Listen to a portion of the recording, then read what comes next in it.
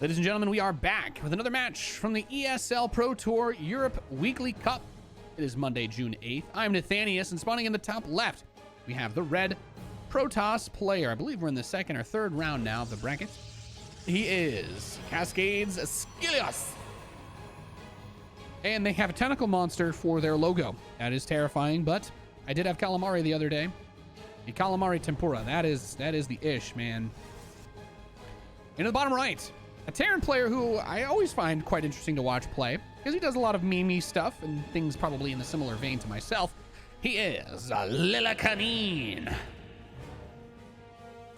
from Team E-Punks, or Clan E-Punks, which reminds me of E-Gamers, which makes me think of Tasteless, which makes me think of having beers on the roof of the hotel at 2 in the morning talking about video games. Yeah, that's a good feeling, actually. Yeah, that makes me happy. That makes me... Thanks, E-Punks. You made my day better, actually. Just by existing, you made my day better. So Skillous goes for the scout, and he's like, bruh, you got a depot and nothing else? And Lillekanin's like, yeah, bruh, I'm fake proxying you. And he's like, why would you tell me you're fake proxying me? He's like, well, it's because I'm actually proxying you, so I want you to not take it seriously. So Skillous is going to be looking to see if there is a barracks tucked in, because it could be anywhere, right? A lot of Terrans actually fake proxy. And that's a struggle of Protoss versus Terran, is being aware of if that's coming, and if it is, where it is going to be coming from. Instead of blocking off here, or blocking off here, or blocking off here, he's just kind of building a wall around the mineral line to make it more difficult for a Reaper to get in. And he actually pylon blocks the ramp because he's saying, look, I just want to keep you from being able to actually get that wall off the way that you would want to. And usually Terrans just build a factory at home, put a second depot next to it, but now being forced to build a bunker, I mean, naturally you want the Reaper to do as much damage as it can on the other side of the map. And the Reaper first one is here, but there's a Stalker on the way. It's about 20 seconds off from being finished. He definitely wishes, I don't know. He has enough energy to chrono boost and he's not doing it. So, okay, there we go. I guess he was waiting to make sure he had enough supply to build another Stalker after the first one finished, so that the chrono boost wouldn't be partially wasted. No, but there it is. It is partially wasted. Look, about half of it. So we have got I guess there's some tensions running high. I'm feeling the pressure. I believe they changed. I know they moved the schedule of these cups. That's why I'm actually able to do the European Cup now. It started at 9 a.m. Pacific, which is amazing. I've been waking up at like 6:30, so life's easy. But Lillekanin going for the Mag Field Cyclone. Now, this probe did see the Tech Lab spinning. And there is only one thing that a Terran player does with this against a Protoss in the early game. There's only one thing, and it ain't Blue Flame Hellions. Obviously, that leaves Cyclones, because there are no other upgrades that you can get until you have an armory from a Tech Lab on a factory. If this was Wings of Liberty, it could be Siege Mode. Oh my god, could you believe you used to have to research Siege Mode? Did you guys know that? You used to have to pay money to research Siege Mode, and you could have a tank come out and just get clapped by literally anything if you didn't have that upgrade done yet. It's funny, a lot of Zerg timings were actually based on just ramming roaches and banelings with no upgrades into your wall. Not because you wouldn't have a tank, but because the tank siege upgrade took like 2 minutes to research. It was like one of those 100 or 120 second upgrades. It was brutal. Absolutely brutal. Although TvT was a lot easier back then because early tank pushes were just not much of a thing. You couldn't really get a starport and get a tank with siege mode at the same time. I digress though. I do like Cyclone builds. I've been doing quite a few of them myself. Cyclones with Reapers are really nice because being able to use that bounce to prevent the Stalkers from being able to attack and engage with those lock-ons is really big. But also you want the Reapers to take the shots up front because they'll regenerate the health. Look, he's just going to build Marines inside the mineral line. I like that. Usually in this situation, the Marine can kill one probe before the Stalker kills the Marine. And that is actually worth it. You're trading 50 minerals for... I mean, a probe is worth more than 50 minerals if it's mining. So, yeah, no, I actually don't mind that at all. He's proxying a starport. He's going to get Cloaked Banshees. Magfield is done. Now, a Magfield accelerated Cyclone can kill a Stalker through a shield battery. I'd like to make sure everybody here knows that. Now, Blink is almost done, so this is about to get ugly. But he goes for the triple lock-on, easily deletes that Stalker. And Blink is finishing in about 2 or 3 seconds. Yeah, he's just been trading Marines one by one here, which is quite funny. And the Banshee's going to show up. Banshee Cyclone is actually quite fun versus Protoss. There's a lot of damage that you can do with Cyclones, but there's a couple of basic principles to keep in mind. And as somebody who plays a lot of mech versus Toss, I actually feel qualified to speak to some degree about this. He did replace the barracks, right? He's going to have to build another one if he ever wants a third orbital. Unless, actually, he can't build any more factories either. So there's definitely something to be lost there for having done that. I do like DTs as a follow-up to this. He delayed the Protoss third significantly, and these Stalkers shouldn't really be able to do too much. He's got the Cyclones to kind of like jostle them out. And while Cyclones are not great defensively, he does have the Siege tank as an anchor. Barely managing to get the perfect blinks to actually get away. And he's going to siege an observer in the main, but he's going to build a Raven out of the proxy starport. I do find that interesting. 2 Banshees coming in together, so he did not want to send them in alone. And all of a sudden, 7+ probes going down. He could actually focus on the Stalker if he wants. There is an observer here, but he's just, he's rack him up, rack him up, rack him up. Ladies and gentlemen, that is what happens when you have open field in front of you. You catch that ball and you keep moving. Now, the observer does give the vision for him to be able to get this missile turret, and then he could also simultaneously blink up into the main base to follow that. Yes, he will. Goodbye, turret. And that's the hard part. He does have a tank to zone, but if these Cyclones can't play it properly, good scan. Get rid of the observer. Very, very, very good scan. If the Stalkers blink onto this, it could be a disaster, though. Cyclone DPS is really, really nice. So he shaves off a little bit of hit points, and then he just pulls back. But he's getting hyperflight rotors. He still hasn't rebuilt his barracks. He can only build 1 Cyclone at a time because he also has a reactored one. Without an armory, yeah, there we go. I was going to say, he has to rebuild the barracks. You got to rebuild that racks. If you're going to use your barracks like that, it's so risky. You need to be ready to lose it. But he definitely was not ready to lose that barracks. And unfortunately, I think the biggest problem right now for Lillekanin is he just doesn't have the production necessary to actually build units. He can only build like 1 power unit at a time, whereas Skillous, he's taking his third. He's on 4 gates, and I actually feel like 4 gates is very little for this circumstance. Like, I don't think that 4 gateways is a lot. He could go up to 10 though pretty soon, and it's going to be very hard to catch up in that production. It's going to be very, very, very, very hard to catch up production wise, and he's kind of staggering his wall backwards. Oh no! Flies the Banshee right into the Stalkers. Do not try to poke though. There is an observer coming, and that observer's coming in hot. Now, he did build a Raven. So 2 Banshees are on the move out. Did he lose the first Raven that he made? Yeah, he must have. Right? Yeah, okay. I missed that. My apologies, guys. It's hard to cast and observe at the same time. Good use of that Banshee. I like that, keeping the Stalkers from just kind of walking around. But I also think this is really smart. A lot of Terran players have started to do this because of TY. And a lot of Protoss players simultaneously have said, I'm just going to build a cannon in every base. And normally you'd be like, I build a cannon in every mineral line, but it pretty much completely shuts down the Banshee play. 1 cannon gives the detection, a shield battery makes the cannon unkillable, and then naturally the Stalkers that are nearby are also going to be able to get a lot of damage done. But Hyperflight Rotors is ready, so the Banshees are going to be able to move crazy fast. So they can kind of dance around all of the units to some degree, and that's a big headache for Protoss. But he's got a lot of map control. He's got a lot of units out on the map. The only thing he hasn't found is the proxy, and there it is. He definitely knows where it is now. That starport loss is going to be massive because he's not rich. He's not sitting on a lot of money. He is finally getting the factory count up.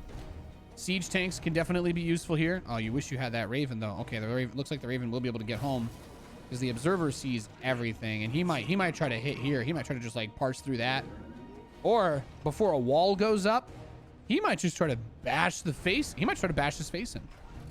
I think that's a very realistic possibility. So the Raven gets that. He might. But do you warp? Do you try to kill him? Did you try to end the game right now, or do you go for like a warp prism drop at the same time? There's quite a few turrets, so I guess you just do the direct assault. I don't think he has enough to beat this. No, I don't know what he tried to fire off. If it was a Dorito cannon or interference matrix, but it doesn't land. Siege tanks are actually shooting the zealots that are on the Cyclones. The damage is incredible coming out from Lillekanin as he pushes, from Skillous, as he pushes Lillekanin off of his own 3rd base. The siege tanks are blasting away. Blue Flame is done for the Hellions. He's going to turn a few of them into Hellbats, so It looks like he's bought himself a momentary reprieve, but I'm going to be honest with y'all. This is not looking good. The Prism is still here. He's going to make Archons. There are no mech units that are really that good versus Archons. Widow Mines can be strong, but with how late everything came in, he's still relying on Hellions. Look at this rally, actually. That tank kind of came out a weird spot. But he's got to get Drilling Claws if he wants to do that. And here we go. Skillous just going to push right back in and finish him off. There really wasn't a whole lot left there. So well done by our Protoss player. I think that map especially is very difficult to try and take a third base when you're playing mech, because both third options are either very stretched out or that low ground third is extremely exposed. You can hit it from that ramp on the south side. There's the open area on the north. There's the ramp coming from the natural area. And then there's also that open area. It's not too open, but that middle spot just west of that third base really made things super difficult. So I'll have to see if Lillekanin can recover from that. We are in the lobby for game number 2, and it looks like we're going to just jump right into it. GLHF, there's the countdown, boys.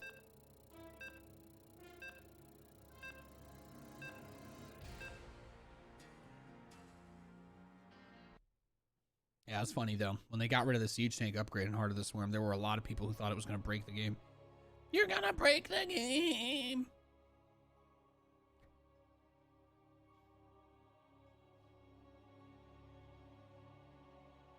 Hopefully you guys are enjoying today's broadcast. I'm happy to be able to come back and do the ESL Cups. I really missed being able to do any of the European matches. The old schedule back when they were on the weekends, they used to be on Sundays.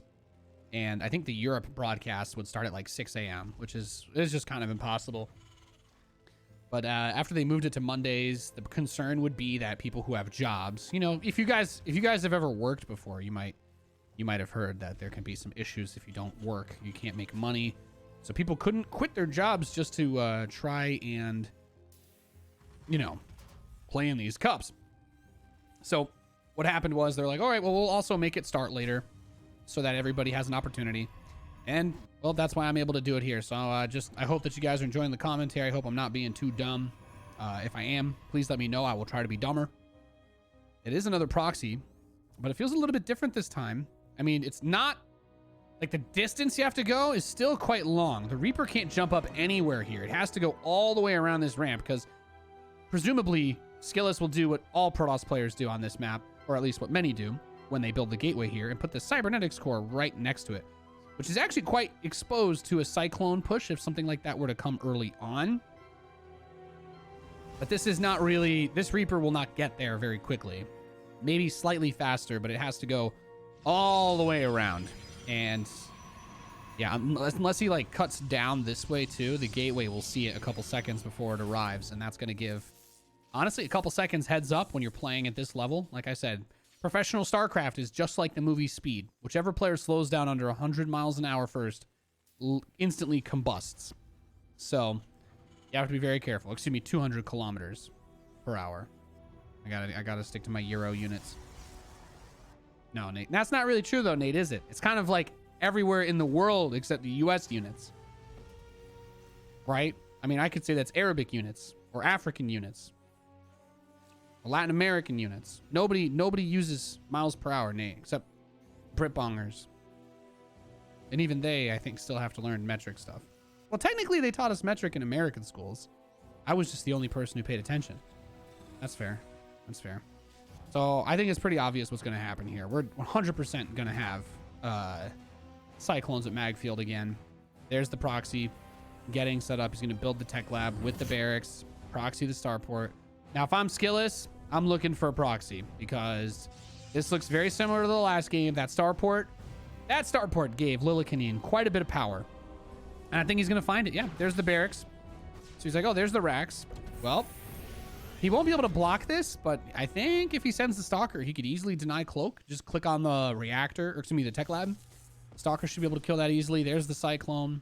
He's not starting Magfield because he wants to start the Banshee and Cloak first, so that was where the gas went, which is fine. You don't need Magfield that early. Magfield also takes a long time to research. It's one of the longest researching upgrades in the game now, actually. They bumped it up to 100 seconds with Yamato because people were doing a little bit too much damage early on with Cyclones. Using the barracks for vision for Cyclones is really smart, though. I do really like that. This cybernetics core is highly exposed. But the problem with these types of builds is if the Protoss player focuses on production, it's pretty easy for them to have a lot more units than you do. And because he doesn't have mag field accelerator yet, it's also pretty easy for Skillous to move his stalkers outside the range of the lock-ons before anything can happen. Big shout out to Poppy Joe in the chat. I've heard of the legend many times, but I don't think I've ever seen him in my stream. Hope you're having a fantastic day, good sir. Rotterdam speaks very highly of you, Poppy Joe. So there's Magfield. Cloak is almost done. He's supply blocked actually on this Cyclone, waiting for a depot to finish over here. He's already going to start another one, so that's not good. He only has one Cyclone and one Banshee. Now, did the Banshee do anything? No, because he's waiting for the second one. He wants to go in with two at once. That barracks kind of distracted him, but there is a 0% chance he finishes this command center if he... Yeah, there you go. Get that SCV. He needs to work on it for 20 more seconds. Absolutely not. The right call is to let him take damage and then cancel it to buy time, but that Magfield Tech Lab is the only thing that could possibly save this game for Lillekanin. I'm surprised he's going for the depots. I would try to get the Tech Lab here. The Banshees are doing their thing. They're getting the micro done. He's going to try and pick off the robotics facility pylon, which is definitely a good play. There's 2 observers on the map, though, so the cloak is not going to guarantee anything. And like I said, Magfield takes so long to research, that Tech Lab's deleted. And now he can't build any more Cyclones. So he literally just has 2 beat-up Cyclones and a bunch of SCVs against a Prism and what's going to be more than 8-9 Stalkers. He's losing a pretty tremendous amount of probes, but he's actually still ahead on workers, if you can believe it. And here's the other thing. He can just dodge the lock-ons. And now it's just SCVs versus Stalkers. It looks like... Oh, all right. I forgot to update the scoreboard, by the way. I'm dumb. Skillous is winning this, and he's going to win this match. That's it. There's absolutely nothing he can do here. He just recall the Stalkers at home, and it's over. Unless he somehow killed every probe and Skillous didn't have enough money to build another worker, then it could become a draw. But I have a strange feeling that he's not going to be able to force a draw here. He did unpower a lot of the gateways. But yeah, there's the recall. And now the game should just end. He can't do anything. He's got his main base floated in a corner. And he's going to lose his depots, so he won't actually be able to build anything. Even if he does land that command center, he won't have likely enough supply. This is actually pretty cute, though, these 2 Widow Mines. Hey, I guess if he walks through them. But he's got 4 Banshees. I didn't even... Oh, when did he get this many Banshees? No, it's still not enough. Still not enough. GG. Skillous takes the series 2-0. Well done. GG. Well played. We're getting to our next match as soon as we can, ladies and gentlemen.